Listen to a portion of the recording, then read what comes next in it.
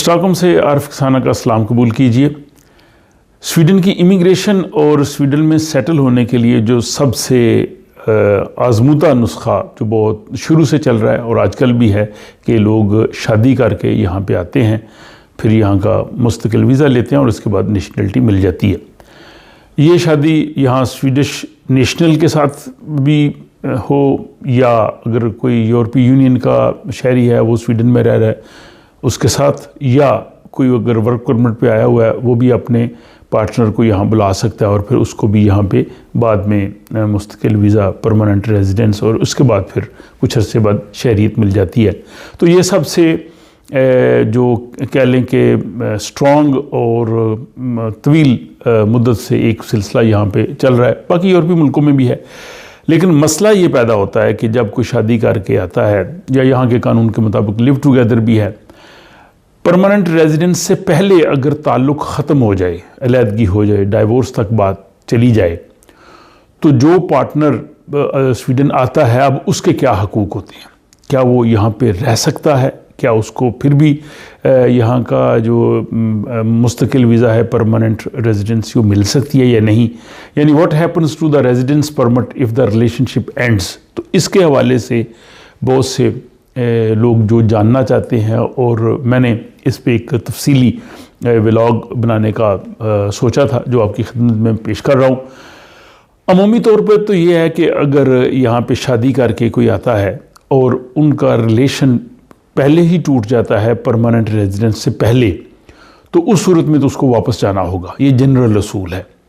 और स्वीडन छोड़ना होगा, उसको परमानेंट रेजिडेंस नहीं मिलेगी। अगर परमानेंट रेजिडेंस मिल गई है तो फिर कोई मसला नहीं। लेकिन कुछ सूरतें ऐसी भी हैं कि अगर रिलेशन ख़त्म भी हो जाए, डाइवोर्स भी हो जाए और जो है इसके बावजूद जो स्वीडन आने वाला पार्टनर है वो यहाँ पे रह सकता है। अब हम देखते हैं कि वो कौन सी सूरतें हो सकती हैं और उसके लिए क्या क्या करना होगा।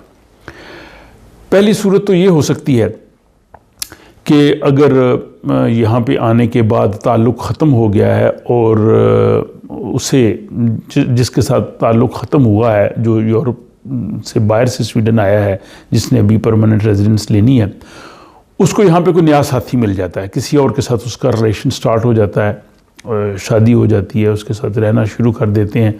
तो उस सूरत में फिर वो माइग्रेशन बोर्ड को नई एप्लीकेशन दे सकता है जी कि अब मुझे नया पार्टनर मिल गया है, मैं इसके साथ रह रहा हूँ और इस बुनियाद पे मुझे रहने की इजाज़त दी जाए। एक ये हो सकता है। इससे पहले अगर किसी पार्टनर के साथ रह रहे हैं तो अगर उसमें 3 साल इकट्ठे रह रहे हैं तो उनमें से अगर कम से कम 1 साल स्वीडन रहते हुए हो जाए तब भी यहाँ पे रहा जा सकता है, फिर भी स्ट्रॉन्ग ग्राउंड्स होती हैं। दूसरी सूरत यह है कि अगर आपका बच्चा है और रिलेशन ख़त्म हो गया है तो बच्चे की बुनियाद पे आप यहाँ पे अप्लाई कर सकते हैं जी कि मुझे रेजिडेंस परमिट दिया जाए। बच्चे की कस्टडी का मामला आप उठा सकते हैं। बाज़ सूरत में तो वो कहते हैं कि अपने मुल्क से जाके अप्लाई करें, लेकिन अगर बच्चे की आप टेक केयर कर रहे हैं, आपके पास उसका ज़्यादा वक्त गुजरता है या आपके साथ उसकी अटैचमेंट है, इस तरह की कुछ चीज़ें हैं, तो वो एक बुनियाद बनाई जा सकती है। ये जो मैं बातें कर रहा हूँ ये जनरल असूल्स हैं, ये हर एक के साथ शायद जो है वो उस तरह से इम्प्लीमेंट ना हो। हर एक का केस, उसकी नौइयत मुख्तलिफ है, क्योंकि जो लोग स्वीडिश सिटीज़न से शादी करते हैं उनकी एक अलग सूरत हाल है। जो लोग यूरोपीय यूनियन के सिटीज़न जो स्वीडन में रहते हैं उनके साथ करते हैं, EU सिटीज़न, उनकी डिफरेंट है, और जो वर्क परमिट पे आए होते हैं उनकी डिफरेंट है। यानी इन सब का दौरानिया PR के लिए और सिटीज़नशिप के लिए डिफरेंट है। लेकिन ये जो मैं बात कर रहा हूँ ये तकरीबन जनरल असूल्स है। तो दूसरा तरीका है चाइल्ड जो है वो कस्टडी या बच्चे की बुनियाद पे आप जो है वो यहाँ पे रहने की दरख्वास्त दें। तीसरा जो काफ़ी स्ट्रॉन्ग है वो ये है कि अगर आपके पास जॉब है, आपके पास काम कर रहे हैं, आप टैक्स पे कर रहे हैं और आप यहाँ पे जो है वो माशी तौर पे अपना ख़र्चा ख़ुद उठा सकते हैं, आप किसी किस्म का हुकूमत पे बोझ नहीं बनेंगे, आप अपनी वो पूरी डिटेल्स माइग्रेशन बोर्ड को बता सकते हैं कि मेरा रिलेशन अगरचे ख़त्म हो गया है लेकिन मेरे पास काम की इजाज़त है, मेरे पास ये काम है और मैं टैक्स पे कर रहा हूँ, ये मेरी जो है वो पे स्लिप्स हैं, ये मेरा सारा सिलसिला है और मेरा काम इस तरह से आगे भी जो है वो जारी रहेगा। मैं किसी किस्म का सोसाइटी पे बोझ नहीं बनूंगा, हुकूमत से फंड्स नहीं लूँगा, तो तब भी जो है वो काफ़ी जो है वो स्ट्रॉन्ग सूरत बन सकती है। चौथा, जो माइग्रेशन बोर्ड ने अपनी वेबसाइट पे दिया हुआ है, ये तमाम इन्फॉर्मेशन मैंने वहाँ से ही ली है। उन्हें यह कहा कि अगर आप स्वीडिश सोसाइटी में इंटीग्रेट हो रहे हैं, अगर आप यहाँ पे एडजस्ट हो गए हैं, आपने लैंग्वेज सीखी है, आप बाकी एक्टिविटीज़ में आ रहे हैं, यहाँ की ऑर्गेनाइजेशंस में आपका कुछ ताल्लुक़ बन गया है, यानी आप उनको ये बता सकते हैं कि अब मैं मुआशरे में बहुत हद तक सेटल हो गया हूँ, मैं यहाँ पे एक अच्छे सिटीज़न की सूरत में रह सकता हूँ, तो तब भी माइग्रेशन बोर्ड आपकी एप्लीकेशन जो है उस पर गौर कर सकता है। इन 4 सूरतों के अलावा अगर आपका रिलेशन ख़त्म हो गया है और उसमें रिलेशन के दौरान या ख़त्म होने से पहले आप को जो है वो तशद्दुद का सामना है, वो डोमेस्टिक वायलेंस की वजह से आप जो है वो उसका शिकार हैं, तो तब भी आप माइग्रेशन बोर्ड को बता सकते हैं कि मेरे साथ ये वाक़या हुआ है। उसमें यह है कि जो वायलेंस की उन्होंने जो तारीफ़ की है कि उसमें धमकी अमेज़ रवैया इख्तियार करना, इंसल्ट करना, फ़िज़िकली टॉर्चर करना, किसी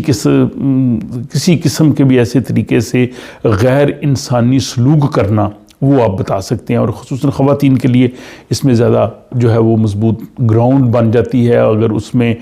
आपने उस दौरान पुलिस को बताया है, अगर आपने सोशल सर्विसेज वालों को जो शिकायत की हुई है, अगर आपने यहाँ पे जो ख्विनो खोर है, जो ख़वातीन के लिए स्पेशली काम करने वाला एक इदारा है, अगर आपने उनको बताया है,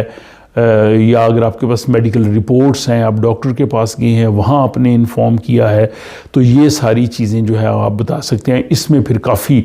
जो है वो मजबूत ग्राउंड बन जाती है। उस सूरत में भी फिर वो डिपोर्ट नहीं करते, ख़ुसूसन जो ख़वातीन अगर उनके साथ वाक़या ही इस तरह का कोई मामला पेश आया है। इसके अलावा एक और सूरत ये हो सकती है कि आप बताएं कि मेरा रिलेशन ख़त्म हो गया, अगर मुझे स्वीडन से जाने के लिए कहा गया तो मेरे मुल्क में मेरी जान महफूज नहीं है, वहाँ पे इस किस्म के हालात हैं कि जिसकी वजह से मैं वहाँ पे बिल्कुल अपने आप को महफूज नहीं रख सकूँगा। अब कानून में ये है कि जब आप आए थे उस वक्त अगरचे हालात आपके लिए मुखालफ नहीं थे, लेकिन आपके आने के बाद अगर वहाँ पे हालात इस किस्म के डेवलप हो गए हैं,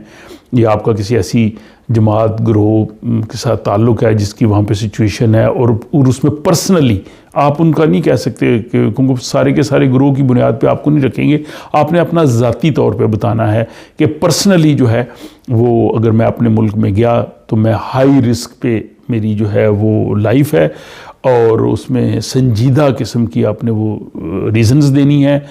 या अगर आपको कोई ख़ास किस्म की बहुत शदीद बीमारी है जिसकी वजह से भी आप अपने मुल्क में नहीं रह सकते, आप स्वीडिश हेल्थ सिस्टम पे डिपेंडेंट हैं, आपकी जान ख़तरे में होगी, या अगर कोई डिसेबिलिटी है आपको तो उस डिसेबिलिटी की वजह से भी आप नहीं जा सकते, तो उसको भी आप जो है वो ग्राउंड बना सकते हैं। तो ये वो सूरत हाल है। अब इन सूरत में जब आप माइग्रेशन बोर्ड को आप अप्लाई कर देंगे, इसमें से कोई भी एक बुनियाद, तो उस दौरान आप यहाँ पे रह भी सकते हैं, आप काम भी कर सकते हैं, आप अपना टैक्स पे भी कर सकते हैं, और जितना अरसा आपका गुजरता जाएगा वो आपके लिए उतना ही जो है वो बेहतर है। बहरहाल शादी की बुनियाद पे यहाँ पे जो लोग परमानेंट रेजिडेंस के लिए जो है वो वेट कर रहे होते हैं, खुदा न खास्ता किसी वजह से बैड लक हो, उनका रिलेशन ख़त्म हो जाए, तो उस सूरत में जो यहाँ पे आपको ज़राए हैं उसकी मैंने तफसील आपको बता दी है। तो मुझे उम्मीद है कि ये इन्फॉर्मेशन जो है वो काफ़ी होगी। अपना ख्याल रखिएगा और मुझे अगले विला तक की इजाज़त दीजिए। खुदा हाफिज़।